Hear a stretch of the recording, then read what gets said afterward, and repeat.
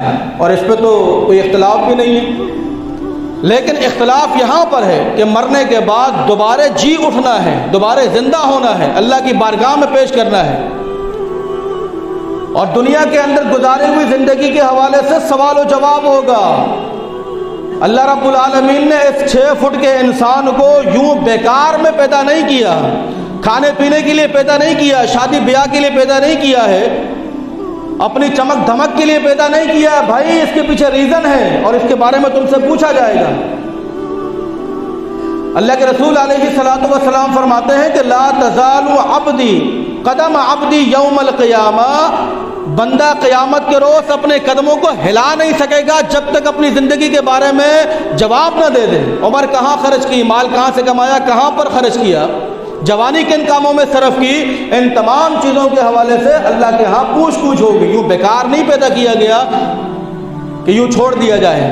تو لہٰذا مجھ سمیت ہم سب کو اپنی زندگی کے بارے میں یہ سوچنا چاہیے، یہ محاسبہ کرنا چاہیے کہ رب کی بارگاہ میں ان سوالوں کے جواب وہ دے پائے گا یا نہیں۔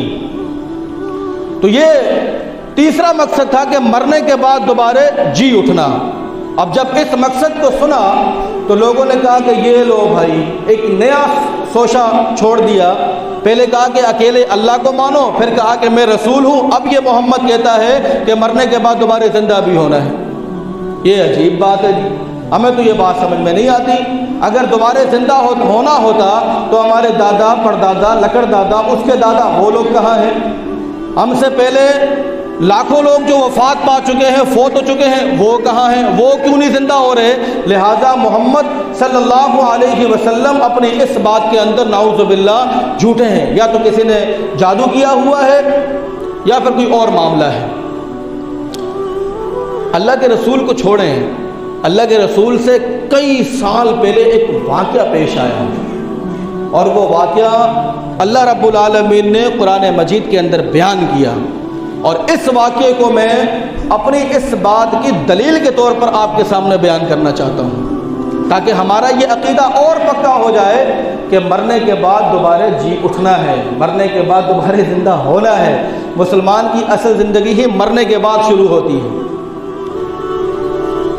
اور وہ واقعہ کس طرح ہے؟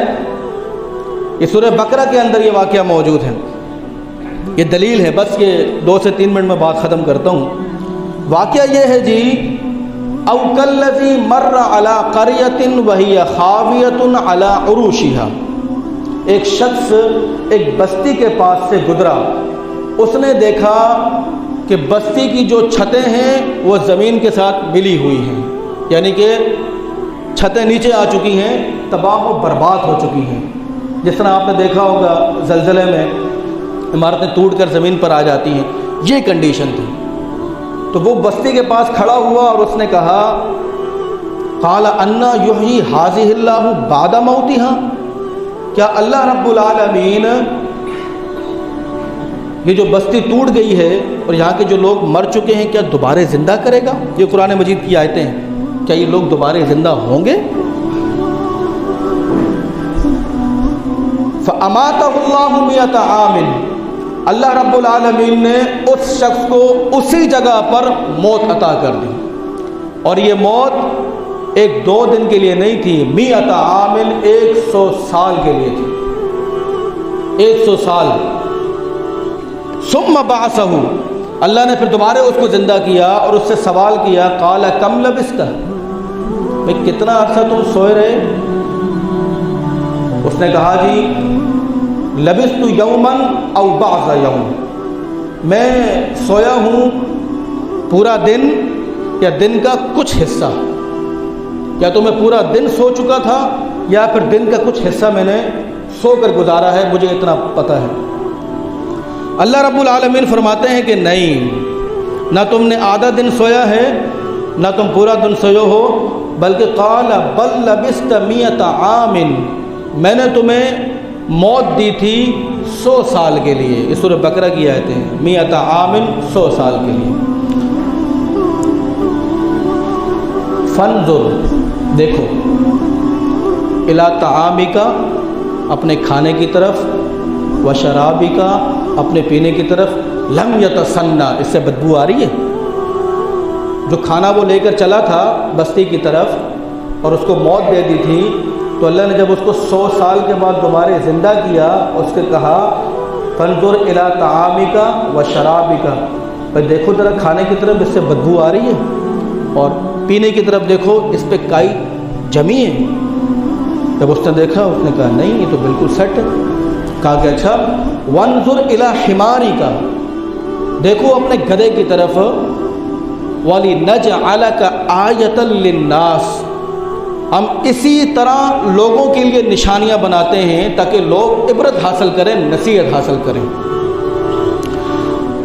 تو قرآن مجید کی یہ آیت اس بات پر دلالت کرتی ہے، یہ اس بات کی دلیل ہے کہ مسلمان نے مر کر دوبارہ جی اٹھنا ہے، دوبارہ زندہ ہونا ہے، اور اللہ کی بارگاہ میں پیش ہونا ہے، اور اپنے جو اعمال ہم دنیا سے کر جاتے ہیں اس کے بارے میں جواب دینا ہے۔ یہ 3 مقصد تھے کہ جس مقصد کے پیش نظر اللہ رب العالمین نے اپنے پیارے حبیب صلی اللہ علیہ وسلم کو مبعوث کیا تھا۔